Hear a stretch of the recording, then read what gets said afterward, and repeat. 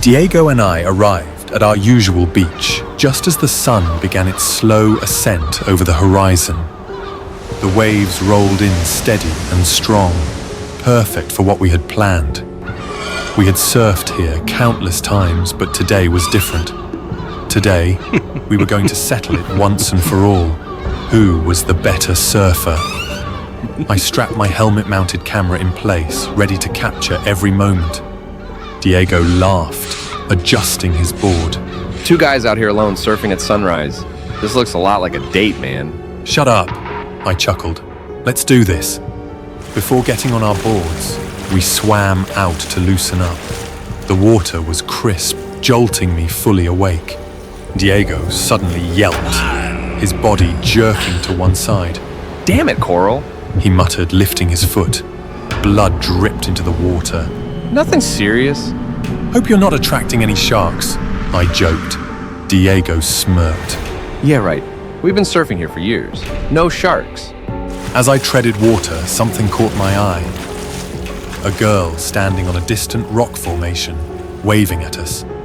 She was beautiful, her long blonde hair blowing in the wind. She waved with an urgency that made me pause. Diego followed my gaze and grinned. Bet you $10 I get her number first. You're on! We paddled towards the rocks, eager to see her up close. But as we got closer, her expression shifted from friendly to frantic. Her mouth moved, and I caught snippets of her voice over the waves. Shark! Shark!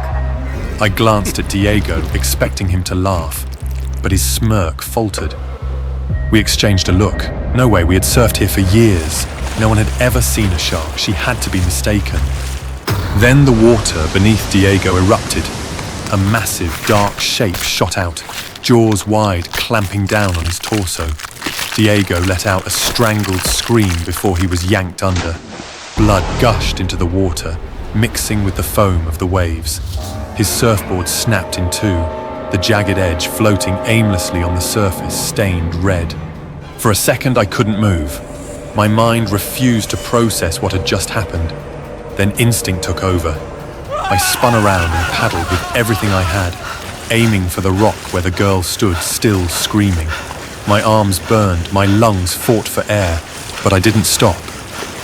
Something moved beneath me, a dark, gliding shadow. It was circling, toying with me. The waves pushed me forward, propelling me with terrifying speed, but so did the thing beneath me. I could feel it, sense it, hunting me. The primal fear of being prey sent ice through my veins. The rock was close, just a few more strokes, then bam! My surfboard launched into the air, the force of the impact sending me flying. My body hit the water hard, and for a second everything went silent.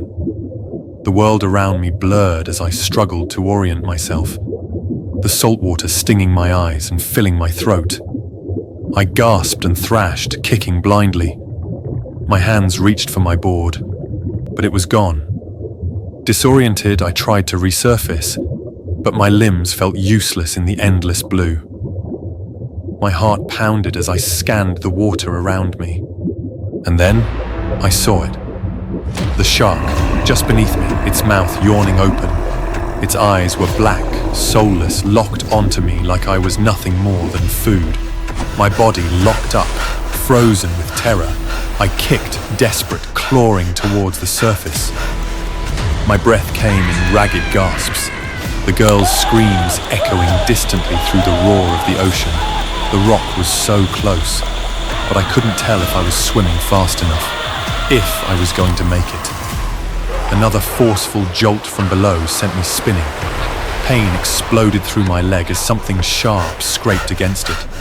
My vision darkened for a moment, but adrenaline forced me forward, kicking, reaching. The shark's massive form loomed beneath me, circling, waiting. The girl was reaching out her hand now, her face stricken with horror. I forced every ounce of strength into one last desperate push. My fingers brushed against the jagged surface of the rock. My body trembled as I hoisted myself up, every muscle screaming in protest.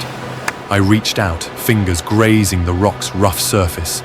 The girl grabbed my wrist, eyes wide with relief. You made it! I nodded weakly, trying to be calm. And then...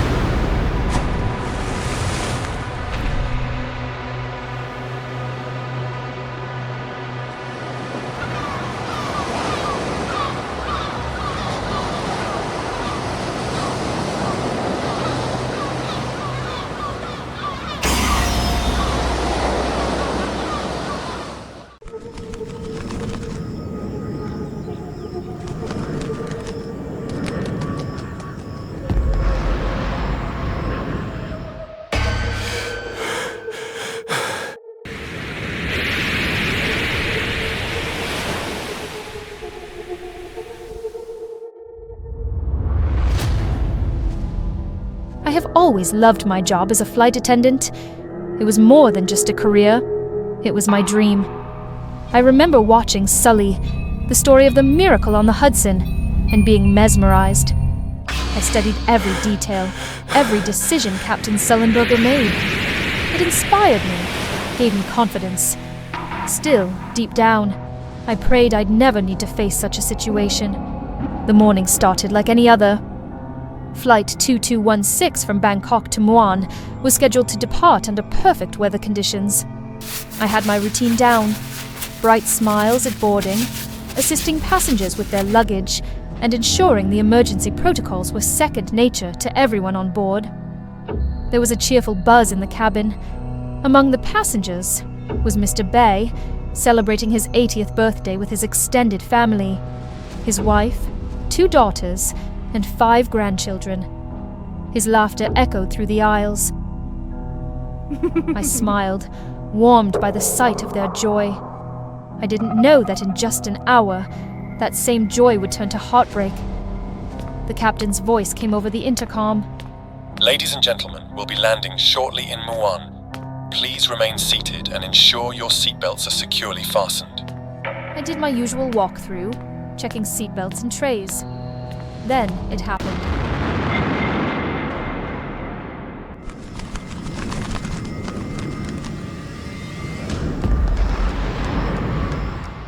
The plane jolted violently. I grabbed onto the nearest seat, my stomach dropping as if I were on a roller coaster.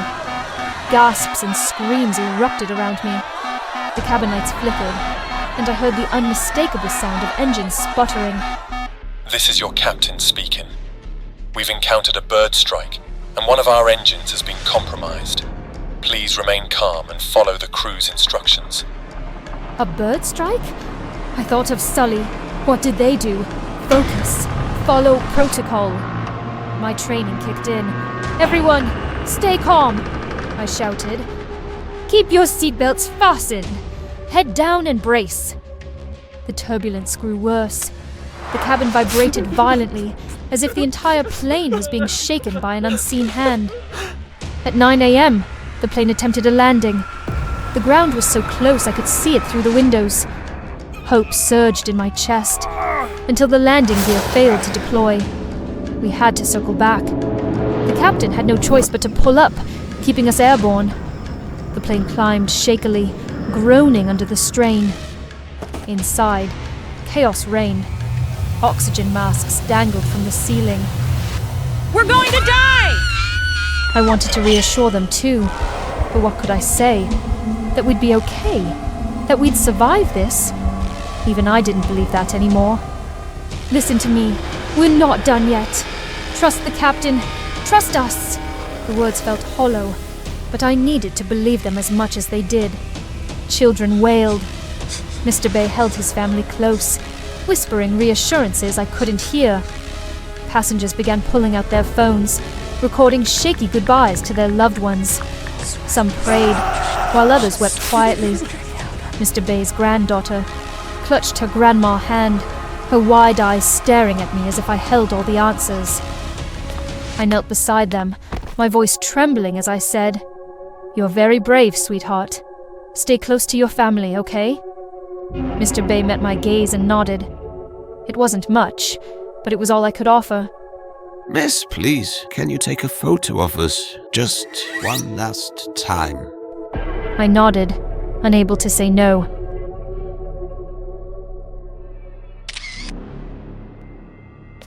I made my way back to my seat, securing myself. I pulled out my own phone. For the first time, I hesitated. What do you say in your final message? I thought about my mother, her warm embrace and the way she'd always tell me, "You make me proud."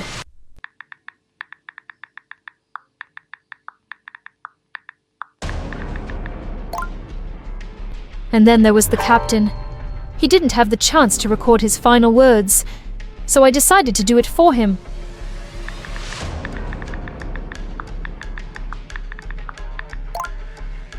At 9:07 a.m., the captain's voice came over the intercom again. We've been cleared for an emergency landing from the opposite direction. Prepare for impact. This was it. I stood at my post, securing the galley and fighting back tears. The passengers braced themselves. Smoke filled the cabin, and the air smelled of burning fuel. As the plane descended, every second felt like an eternity. The impact threw everyone forward. We hit the ground belly first, skidding violently. I gripped the jump seat, my heart pounding as the plane slowed. We were alive. Somehow, we were alive. I looked around the cabin. Passengers clung to each other, bruised and battered, but breathing. Mr. Bay's family embraced tightly, tears streaming down their faces. For the first time since the chaos began, I allowed myself to believe we'd made it.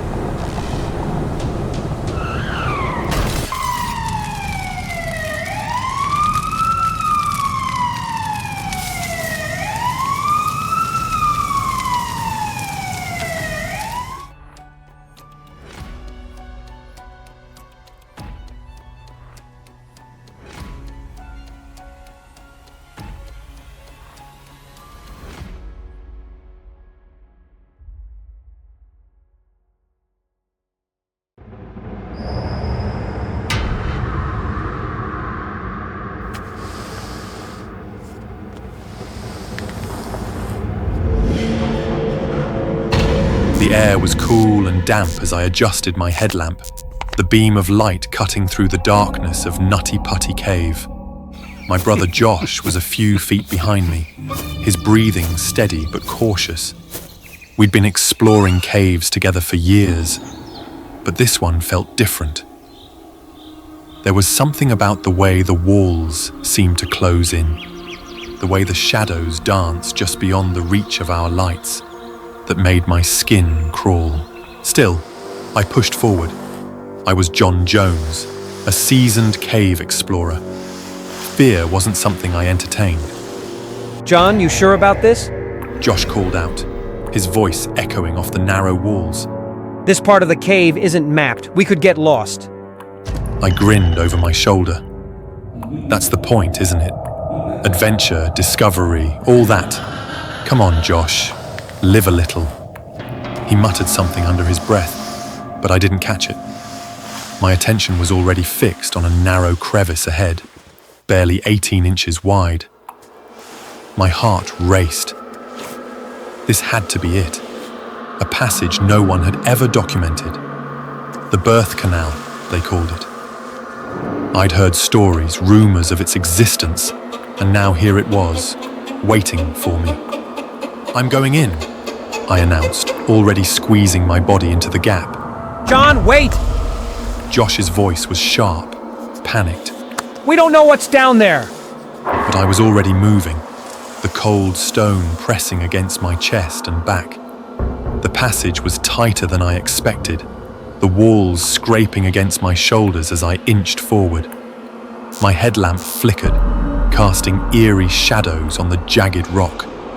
I could hear Josh shouting behind me, but his voice grew fainter with every inch I advanced. And then, suddenly, I couldn't move. Panic surged through me as I tried to twist my body, to push myself backward, but the walls were too close. I was stuck. My heart pounded in my chest as I struggled, my elbows scraping against the rock. The air felt thinner now, and I could feel the weight of the cave pressing down on me. "Josh!" I screamed, my voice echoing through the narrow passage. "Josh, I'm stuck!" There was no response. I twisted my head as far as I could, but all I could see was darkness. I tried my best to squeeze through this section. Just getting past this part would mean I could make it out. I had memorized the map by heart, and then, without warning, I slipped and fell straight down. It happened so fast. One moment I was wedged in place, and the next I was sliding downward, the rough stone tearing at my clothes and skin. I tried to grab onto something, anything, but there was nothing to hold onto. I tumbled deeper into the cave, my body twisting and turning until I came to a sudden, jarring stop. I was upside down, my legs pinned above me, my head dangling in the empty void below. The pain was immediate, a searing ache that radiated through my chest and shoulders. I tried to move, but my body wouldn't obey. I was trapped, completely immobilized. "Josh!" I screamed again, my voice hoarse and desperate. "Help me!" But there was no answer. The cave was silent, save for the sound of my own ragged breathing. I didn't know how long I hung there, suspended in the darkness, but with each passing moment, the reality of my situation became more and more clear. I was going to die here. As the hours dragged on, my mind began to play tricks on me. I saw flashes of light, heard whispers in the darkness. At first, I thought it was my imagination, but then I saw them. Shadows moving in the corners of my vision, figures standing just out of reach. One of them stepped closer, a man in a grey suit, his face obscured by the darkness. He didn't speak, didn't move, but I could feel his presence, cold and unyielding.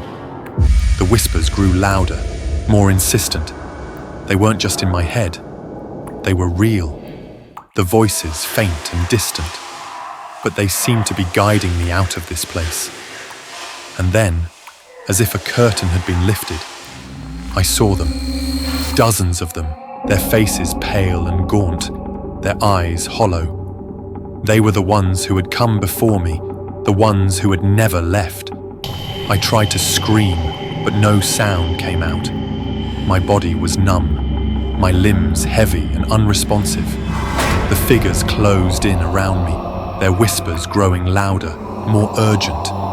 They were waiting for me. I realized the truth. I was one of them now. The cave was sealed, the entrance buried under tons of rock. But in the darkness, I opened my eyes. The others were there, waiting for me, their faces twisted in silent agony. I joined them, my spirit bound to this place, just as theirs were. We were the guardians of Nutty Putty Cave, the ones who would wait in the shadows, watching, whispering, until the next adventurer came seeking the birth canal. And when they did, we would be ready.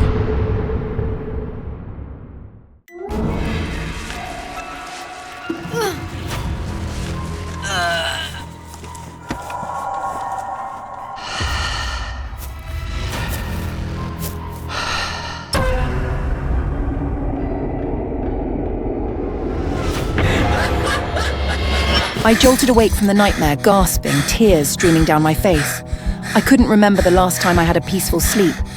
Since Peter, my only son, died in a freak accident on April Fool's Day, the nightmares had only worsened. Clutching his photo to my chest, I sobbed. Today marked 1 year since his passing. Was my dream a sign that he was still here, in some way? The sudden ring of my phone startled me. Annoyed, I picked it up, only to freeze at the voice on the other end. Mom, I'm so cold. Someone took my body from the grave. A chill ran down my spine. I hung up in terror, convincing myself it was a cruel April Fool's prank. But the dread in my chest wouldn't fade. After a long hesitation, I decided to go to the cemetery. The car stopped in front of the cold, desolate cemetery gate. I stepped out as the wind howled through the trees, creating an eerie sound. Walking past the rows of graves, my heart grew heavier with worry.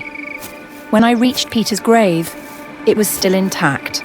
But right in front of the headstone lay a fresh bouquet of flowers, and scattered around were several photographs. I knelt down and picked one up. It was a picture of John's corpse, my ex-husband, along with photos of my family, Peter and John. A surge of anger rose within me. I clenched the photo tightly as old memories came flooding back. John was an abusive man. He had beaten me throughout our marriage. I took him to court for third-degree assault. I still remember the sight of him being escorted away by the police, wearing that dull grey prison uniform, his eyes burning with hatred as he glared at me. Silently, I suspected that John had been released from prison and was now seeking revenge. The phone rang again. 911 Emergency Services. What is your emergency? I suspect my ex-husband, John Houston, has been released from prison and is trying to take revenge on me. Has he directly threatened you? I'm not sure. I haven't seen him. Are you kidding us? Another stupid April Fool's prank? No, I just have a bad feeling. You can report it to your local police department for further investigation. Thank you. I felt like screaming. Why wouldn't they believe me? Who would risk their own life just to pull a prank on April Fool's Day? Frustrated and helpless, I decided to search for John myself. I had a strong feeling he was nearby, but after searching every corner, I still couldn't find him. Just then, the phone rang once more. I answered, and this time John's voice came through, filled with seething hatred. You killed our son, Lara. You let him die so you could live peacefully on your own. No, I didn't. It was an accident. The images of that day flooded my mind. I was working at the car wash. Peter had been trapped in the back seat of the car. He had called me through the 911 emergency line, but I thought it was just an April Fool's prank and told the 911 operator not to take it seriously. By the time I returned to the car, I realized Peter hadn't been lying. But it was too late. Peter had stopped breathing, and in that moment, my heart died with him. I didn't do anything! A noise rang out behind me. I spun around. John was standing there, a smug smile on his lips, gripping a baseball bat tightly in his hands. John, please listen to me. But he didn't listen. He raised the bat high. Panic surged through me. I turned and ran as fast as I could, his footsteps pounding right behind me. I fumbled with my phone, dialing 911 with trembling fingers. I'm Lara. I'm at Green Hill Cemetery. There's a man trying to kill me. Before I could finish, a rough hand yanked the phone from my grasp. John let out a low, menacing chuckle. Sorry about that.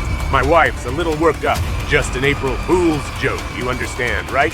Wasting emergency resources for an April Fool's prank is a serious matter. Be careful with your words. Of course, I understand completely. My blood ran cold. John was really going to kill me. I turned to run, but before I could react, a sharp, searing pain exploded in my head. John's baseball bat had struck me hard. I collapsed to the ground, warm blood spilling out, staining the cold earth beneath me. Through the haze of pain, I barely registered the sensation of John dragging me away. I couldn't fight back. He shoved me into the back seat of the car and pushed the front seat forward. My body was trapped, just like how Peter had died.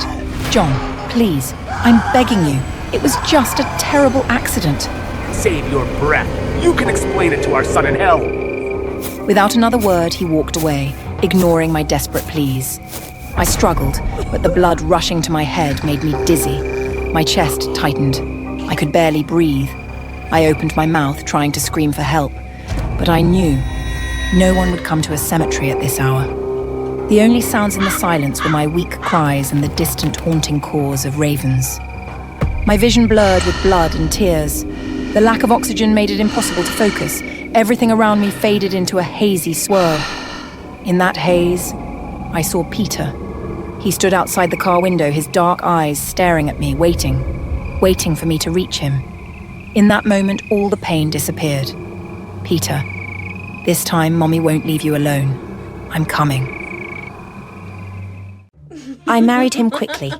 We met exactly 100 days ago. A whirlwind romance, passionate and intoxicating.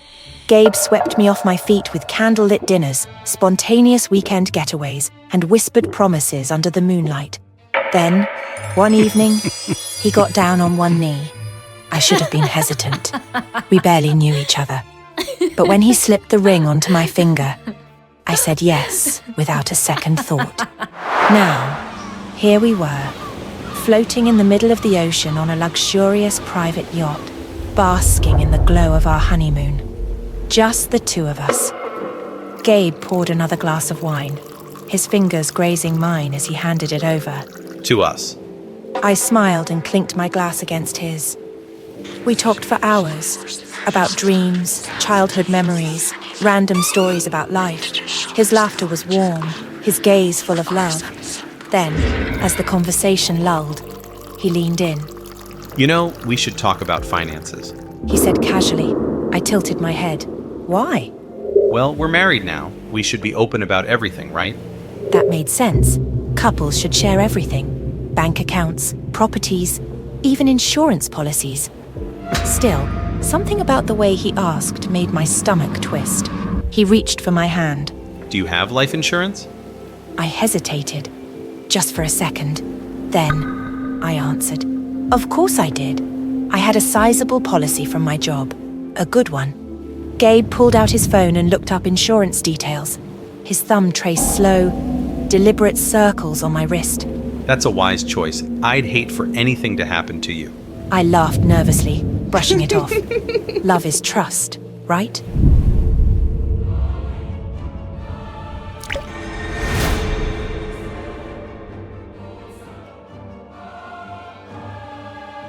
That night, I expected our first night together as husband and wife to be passionate. But after dinner, after another glass of wine, my eyelids grew unbearably heavy. I barely remembered climbing into bed. The gentle rocking of the yacht should have lulled me into a peaceful sleep.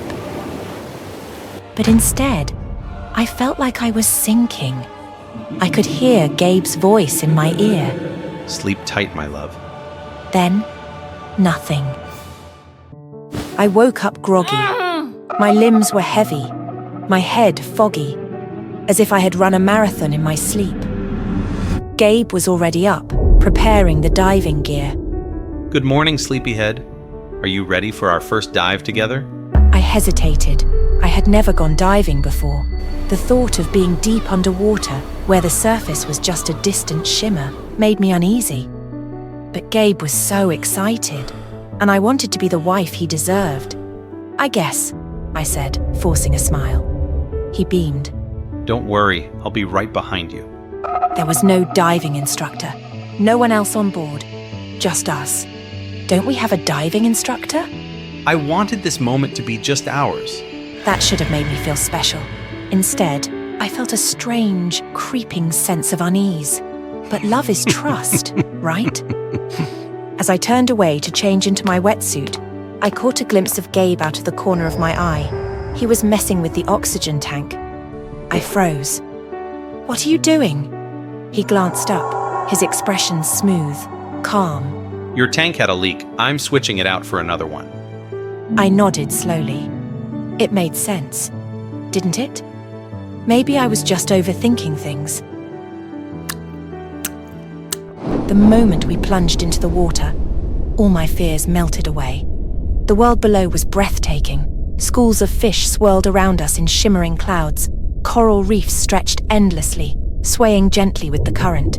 It was like an alien world, untouched, silent, beautiful. Gabe swam beside me, watching me with a smile behind his mask. For the first time since waking up, I felt safe. Then, without warning, he reached behind me and unfastened my oxygen tank. It took me a second to realize what had happened. One moment, I was breathing. The next, nothing. Panic surged through me. I clawed at my regulator, desperate to shove it back into my mouth. But my fingers fumbled. My lungs screamed for air.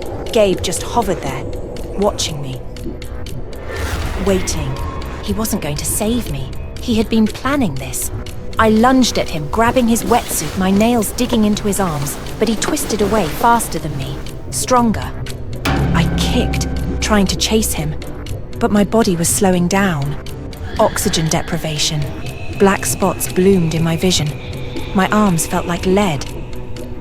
Gabe was swimming backward, watching me struggle. His eyes held no love, no regret, just cold detachment.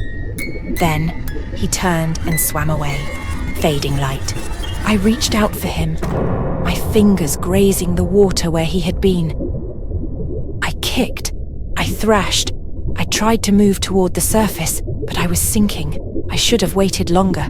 I should have taken my time, should have questioned the man who loved me too fast, too intensely. But love makes us blind. The sunlight above me grew fainter, more distant. Gabe was gone, and I was alone.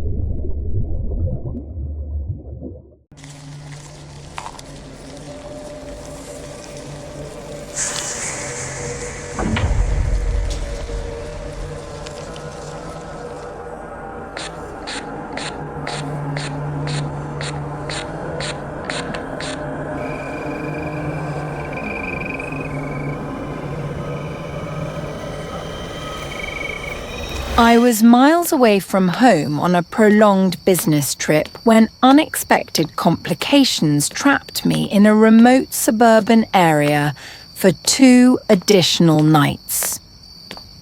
Exhausted and desperate, I found myself scrolling urgently through Airbnb listings late into the night. The screen blinked discouragingly at me. Every place fully booked except for one single room. The reviews glowed promisingly, rows upon rows of enthusiastic 5-star ratings. Yet, nestled amongst them was a solitary, troubling 1-star review with an ominous warning. Terrible place, reeks of death. My finger hesitated over the book now button for a brief moment. Doubt lingering, but fatigue overcame my instincts, and I clicked confirm. When I arrived at the Airbnb, the host greeted me with an oddly enthusiastic and friendly smile. From the outside, the room appeared tidy, and I eagerly anticipated a restful sleep after an exhausting day. But contrary to my expectations, the moment the door opened, an overpowering scent of cheap air freshener assaulted my senses, desperately trying to mask an underlying stench of decay quietly lurking beneath. My gaze fell upon the pillowcase, stained with faded brownish blotches that suggested improper cleaning. The window bore a thin, neglected film of dust, making the room seem even more suffocating. I asked the host to clean the room thoroughly, but she reminded me that I'd checked in urgently during the night, and now it was far too late to clean immediately, promising she'd take care of it in the morning. I sighed softly, reassuring myself, it's just one night. I can endure it. Sleep overtook me swiftly, but in the silent dead of night, I jolted awake, feeling sharp pricks crawling beneath my skin, itchy and relentless. Turning on the bedside lamp, I stared in confusion at tiny, crimson spots scattered across my wrists and ankles, some oozing faint drops of blood. Must be a dust allergy, I murmured groggily, too exhausted to consider otherwise. Pulling the covers tight around myself, I forced my mind into unconsciousness once more. Morning brought no relief, quite the opposite. My scalp burned intensely with an itching sensation unlike anything I had ever experienced. Reaching up, my fingers were soon entangled in loose clumps of hair, sticky with some unknown secretion. Even more disturbing, a throbbing pain behind my shoulder prompted me to twist around, discovering a swollen, inflamed lump just beneath my skin, tender and hot to the touch. Perhaps my body was reacting to the room's questionable cleanliness. Surely my scalp was itching from resting on that stained, grimy pillow. Deeply unsettled, I contacted the host immediately, insisting she clean the room thoroughly while I was out working. Returning in the evening, the space showed superficial signs of tidying, yet a nagging sense of unease lingered stubbornly within me. Driven by suspicion, I lifted the mattress, recoiling at fresh, sinister stains beneath. Frustrated, I immediately started looking for a safer place to spend this final night. Tomorrow was an extremely important meeting, and I couldn't afford to lose any more sleep. While scrolling feverishly, my eyes landed on a TikTok video review eerily featuring the exact Airbnb room I occupied. A surge of dread compelled me to message the reviewer immediately. "Were you also in room 203? The reply came swiftly and bluntly. "Yes, and I'm the one who left that 1-star review." Before I could type another question, their account abruptly vanished, deleted without warning, as though forcibly silenced. Although I still had some doubts lingering inside, it didn't matter much since I'd fortunately managed to book another room. Yet just as I finished packing my luggage and prepared to leave, the sky suddenly opened up in a torrential downpour. Trapped again, frustration turned to resignation. Determined to protect myself, I laid clean towels atop the mattress, dressed head to toe in protective clothing, and liberally sprayed disinfecting essential oils around the room. No matter how careful I was, I couldn't sleep. I kept tossing and turning. Near midnight, a sharp, unbearable itching beneath my skin forced me upright, gasping for breath. Panicked, I staggered to the bathroom, flipping on harsh lights, my heart racing. I stared in horror at a pale lump bulging under the skin of my neck, faintly writhing just beneath the surface. Shuddering violently, I tentatively touched the lump.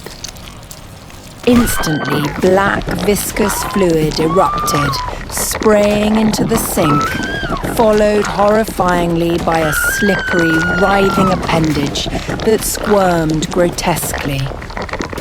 I screamed, my entire body turning ice cold. Frantically, I called for an ambulance. Weakening rapidly, I stumbled back to pack my things, but paralysis crept slowly and insidiously through my limbs. Barely managing to reach the hallway, my body gave way, collapsing to the ground in painful convulsions. Blue veins began to bulge across my palms, thick and swollen, crawling outward like twisted branches beneath the surface of my skin. They pulsed in an unnatural rhythm, dark and menacing. Suddenly, my neck split open with a sharp, searing pain. A slick, slug-like creature slid out briefly, then pulled back in, leaving thick black blood trailing down my chest. Another wave of nausea hit me, and I threw up again. This time, a half-formed parasite came out, still alive, twitching weakly on the floor. Before darkness claimed me, I saw the hallway's security camera pivot, slowly toward my prone, convulsing form, watched coldly from behind a screen by the host herself.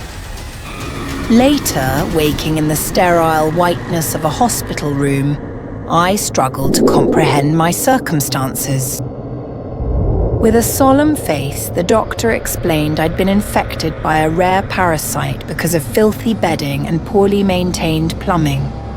It was my worst nightmare coming true. Right after the doctor left, the host appeared with a smile, holding out a thick wad of cash. The previous guest had an accident. After handing things over to the police, I still have to keep my business running to survive. I hope you understand. Please give me a 5-star review, and let's not make a big deal out of this.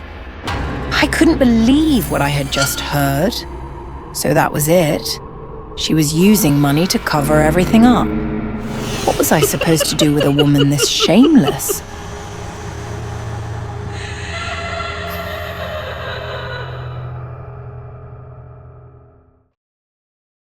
I was always the punchline to their jokes, the lumbering target of their sharp tongues and cruel laughter. Today was no different. We were at Splash Out, the water park renowned for its towering slides and twisting tunnels. The sun blazed overhead and laughter rippled through the air. But not mine. For me, this place was just another stage for humiliation. The gang, my so-called friends, clustered around me near the entrance of the Turbo Twist. It was a short, narrow slide nestled among the towering giants of the park, but its reputation was deceptive. It was tighter than it looked, almost claustrophobic. Bet you wouldn't fit. Matt sneered, his voice dripping with mockery. The others erupted in laughter. My stomach churned as I climbed the steps to the slide. The rough concrete bit into my bare feet, each step amplifying the knot in my chest. At the top, the lifeguard gave me a dubious look but said nothing as I positioned myself on the slick edge. I hesitated, my gaze darting to the entrance of the slide. The opening looked uncomfortably snug, a glossy black moor glistening with running water. I could feel their eyes on me, waiting for my inevitable retreat. Heat flushed my face, not from the sun, but from the shame simmering under their scrutiny. Fine. I'll do it. Their laughter turned into whoops of mock encouragement. The cool touch of the water against my legs sent a shiver up my spine. I pushed off, the initial rush of momentum making my heart leap. For a moment, it was exhilarating.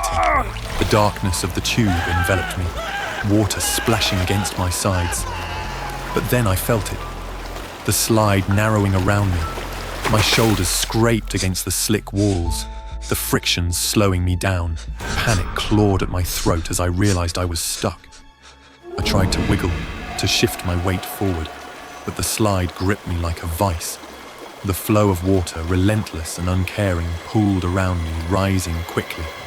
The water was up to my chin now, surging against my face. I craned my neck, desperate to keep my mouth and nose above the rising tide. My breaths came in shallow gasps, the air in the tube thick and humid. I thrashed, trying to free myself, but the effort was futile. My skin scraped against the abrasive surface, and I felt a burning sting on my arms and sides. With each attempt to move, the pain intensified. The water pressed against my body, forcing me tighter into the unforgiving tube.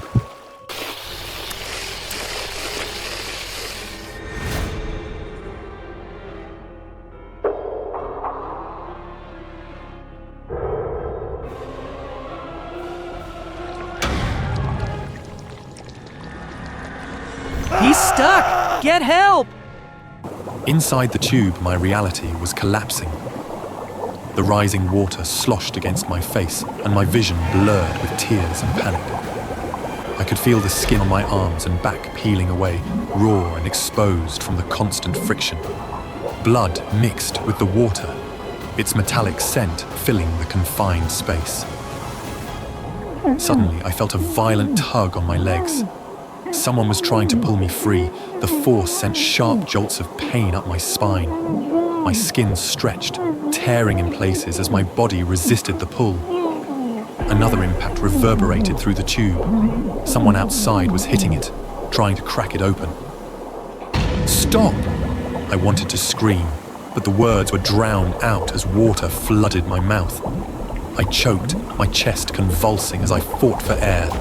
The pulling intensified, and with a sickening lurch, I felt myself being wrenched free. The rush of air and blinding sunlight hit me like a tidal wave. I collapsed onto the wet pavement. my body trembling uncontrollably. For a moment, I was overwhelmed by the sheer relief of breathing again, but then the pain hit me in full force. Gasps and cries erupted around me. I looked down at my arms, at my chest, and my breath caught in my throat. My skin was gone in long, jagged strips, leaving raw, red flesh exposed to the air. Fat and tissue gleamed wetly under the sunlight, grotesque and shimmering. Blood oozed from the wounds, pooling around me. My friends stood frozen, their faces pale and eyes wide with horror. The lifeguards hovered nearby, their faces grim. One of them barked into a walkie-talkie, calling for medical assistance. As I stood up, pain radiating through every nerve in my body, I could see the fat under my skin quivering with every shuddering breath I took. Strings of it dangled from my arms, grotesque and alien. People gathered at a distance, their horrified whispers carrying through the air. The world around me blurred, the colors bleeding together in a surreal haze. Before I lost consciousness, the last thing I saw was the reflection of my mangled body in a puddle of water, a sight so horrifying it burned into my mind. When I woke up, I was in a hospital bed, my body swaddled in layers of gauze. The sterile smell of antiseptic filled the air. I couldn't move without sharp, searing pain shooting through me. My parents sat beside me, their faces etched with worry and guilt. The doctors told me I was lucky to be alive. Lucky. The word felt like a cruel joke. My body was a patchwork of scars, a grotesque reminder of what had happened. They say trauma changes you, and they're right. I don't leave the house much anymore. The world outside feels too sharp, too cruel. The whispers, the stares, I can't bear them, but after all, maybe it doesn't matter. In the end, the scars speak louder than words ever could.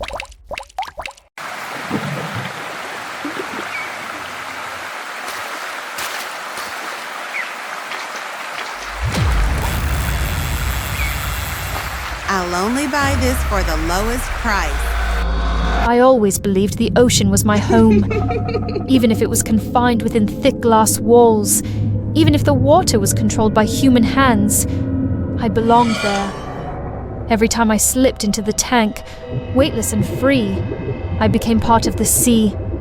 The fish were my companions, the audience my fleeting admirers. But I was wrong. There were things in the water I should never have trusted. And one day, the water betrayed me. The first sign was the arrival of the new fish. A creature unlike any I had ever seen, massive and ancient-looking, its scales black and slick as oil. Its eyes weren't like the others. There was no dumb curiosity, no mindless drifting. It watched. It understood. I asked my supervisor why we suddenly had the budget to import such a beast. Our company was known for its stinginess, barely affording basic maintenance. He shrugged, muttering something about investment and attracting tourists. But I had my doubts.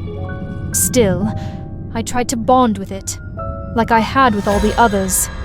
Yet every time I entered the tank, I felt its gaze. Not just observing, calculating. The way it drifted near, but never too close, sent ice crawling down my spine. I told myself I was imagining things. Until the day it attacked. I was rehearsing, gliding through the water, when a shadow moved too fast. I barely had time to turn before it lunged, jaws stretching unnaturally wide.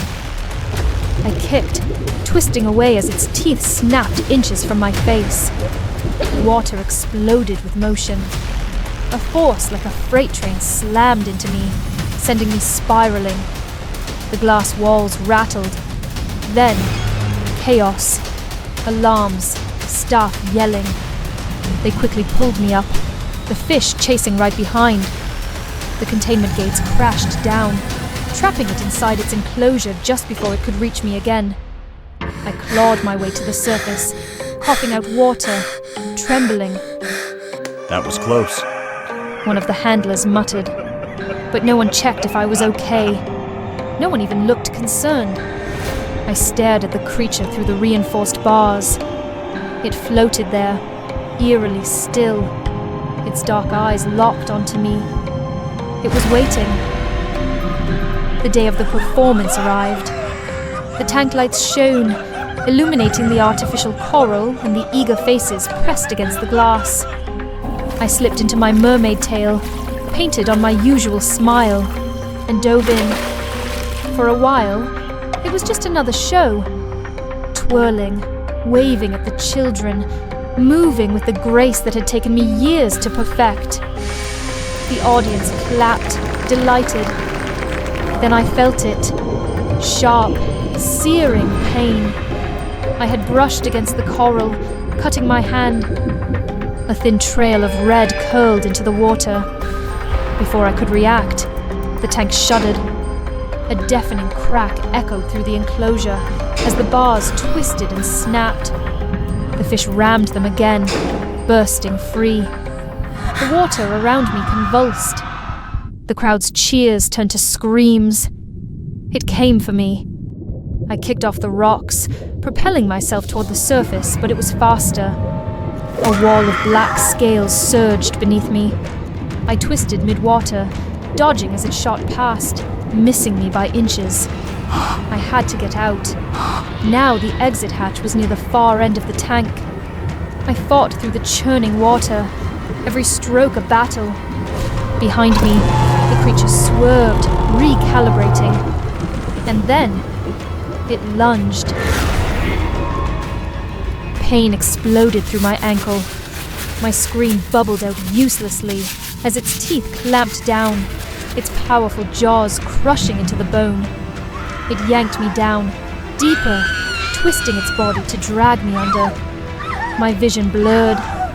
I flailed, trying to pry its mouth open, but its grip was relentless. My mermaid tail, slick, artificial fabric, ripped under the strain. The creature jerked back, and suddenly my legs were free, but the force sent me spiraling, my costume shredded, my body completely exposed. Through the distortion of water and glass, I saw them, the audience, hundreds of eyes staring in horror, in shock, in morbid fascination. I had never felt so vulnerable.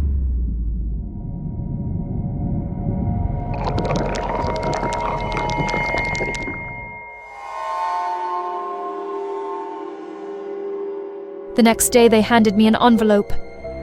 That should cover the damages. The manager said flatly, $100. I gaped at him. Are you serious? That thing nearly killed me.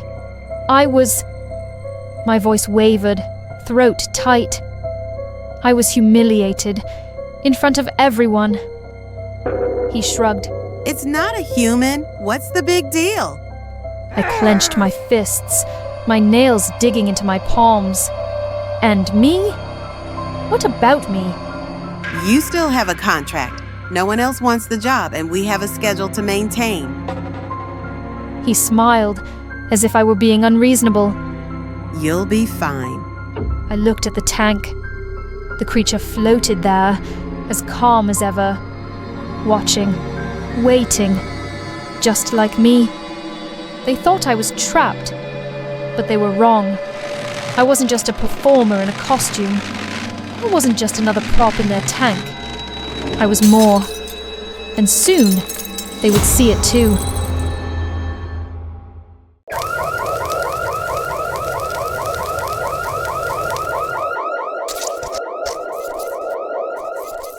I'd been driving nearly 9 hours, the highway unfurling endlessly beneath my tires like a black tongue. The last gas stop was far behind me, and my phone, with its signal fading, had dropped to 9% battery. The GPS kept flickering, struggling to hold on like it was gasping for air. Night had fallen thick and starless, the forest pressing in on both sides of the road. No cars passed, no lights appeared, only the tunnel of trees and my headlights cutting through the dark. I hadn't eaten since noon, and the mix of hunger and fatigue was making my vision blur. That was when I spotted it. a flickering neon light shining faintly through the trees. As I approached, I saw a faded sign reading, "Open 24/7." A dim neon glow hanging above a rundown drive-through burger shack that looked like an old McDonald's, standing alone at a forest junction. The place seemed abandoned, with chipped paint and grimy windows. But the lights were still on, and that was enough. I pulled in, lowered my window, and rolled up to the service screen. "Can I get a large rare beef burger? And a Coke?" No reply. Not at first. Then the window slid open, and a man stepped into view. Gaunt, almost skeletal, pale as wax. His eyes were wrong somehow. Like he wasn't looking at me. Not really. Just through me. He nodded once, wordless, then turned and shuffled into the back. A few minutes later, he returned with a white paper bag. I reached for my wallet to pay, but he didn't even glance at my hand. Just handed me the food and said in a flat voice, "First sign, turn right." I blinked. "Sorry, what?" He repeated with the exact same rhythm, the exact same blank expression. "First sign, turn right." "Right," I said awkwardly, "thanks." I rolled up the window and pulled out of the lot, still chewing over his strange demeanor. My stomach growled. I balanced the paper bag on my knee, unwrapped the burger, and took a bite. The meat was cold and sour, with a metallic tang that reminded me of rust. I tried to chew, but the taste turned my stomach. I spat it into the wrapper, tossed the burger onto the back seat and sighed. But whatever, it didn't matter anymore. I just needed to follow the guy's directions. First sign, turn right, and I'd be back on the highway, back to civilization. I turned right at the first sign, just as he told me. But as I kept driving, a strange feeling settled in. This road looked too familiar. The trees outside looked familiar. A certain jagged stump, a pothole on the asphalt I swore I had already swerved around. I shook my head. Just fatigue playing tricks. Then, as I crested a gentle bend in the road, I saw it. Again, that strange McDonald's-looking burger joint. The "Open 24/7" sign still flickered. The facade was crumbling, and the same man leaned out of the window staring at me with that vacant gaze. I slammed on the brakes, my heart lurched. I rolled down the window. "I already came through here, I followed your instructions." He didn't blink, just handed out another bag, identical to the last one. No words this time, just that motionless stare. "I don't want this," I said, pushing the bag back toward him. But before I could finish, the lights inside the building went out. The window slammed shut. In that instant, he was gone.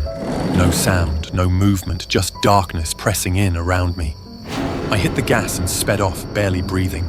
This time, I didn't trust the man's directions. My phone buzzed again. 5% now. I followed the faint GPS signal instead, choosing a different road. After a while, I reached a rusted, nearly unreadable sign. The first sign. I slowed down and stopped at the junction, realizing with a jolt that somehow I was back at that same split in the road. I could either go straight or turn right. My hand hovered over the wheel, unsure. And just then, my phone went black, cutting off the last thread of direction I had. And then I heard it, a voice, soft and close, rising from the back seat. "Turn right." My throat clenched. I froze, breath trapped in my chest. Slowly, I turned my head. He was sitting there, the man from the drive-thru, but now his skin was ashen grey, stretched too tightly over his skull. His lips were split, blue and torn, and his eyes stared blankly empty of anything human. As I watched, his face twitched, and he leaned forward, his jaw opening wide, too wide, tearing open at the edges with a wet crack as if his skin had split from the strain. I screamed and flung open the car door, stumbling out and crashing into the underbrush. I ran, branches clawing at my arms, my breath tearing through my throat. The forest closed in around me, but I didn't stop. I couldn't. I had to get away. I broke through the trees, and found myself standing once more in front of the burger shack. But this time, it wasn't just decayed, it was rotting. The windows were shattered, the neon sign blinked in a deep, wound-like red, and dark smears on the cracked glass looked disturbingly like blood. The air reeked of raw meat and burnt rubber. My legs gave out, and I dropped to my knees, gasping for breath. Behind me, something scraped across the pavement. I turned slowly as the sound grew louder, a dragging noise like bone against asphalt. There he was again, but he no longer looked human. His uniform was soaked in dried blood, one sleeve torn, and an arm twisted unnaturally behind him. His mouth was fixed in a wide grin, tongue lolling, as he dragged a bloody drive-through headset behind him, its speaker crackling faintly. He stepped closer. I couldn't move. Your turn, he said, voice rasping like dry leaves. Then darkness swallowed me. I don't know how long it's been. Time doesn't seem to work here. But I'm here now. Behind the glass, staring through it, waiting for the next car. A girl just pulled in. Her voice is bright as she orders a burger and asks how to get back to the city. The radio in her car murmurs something about Highway 47, something about 20 disappearances, no bodies ever found.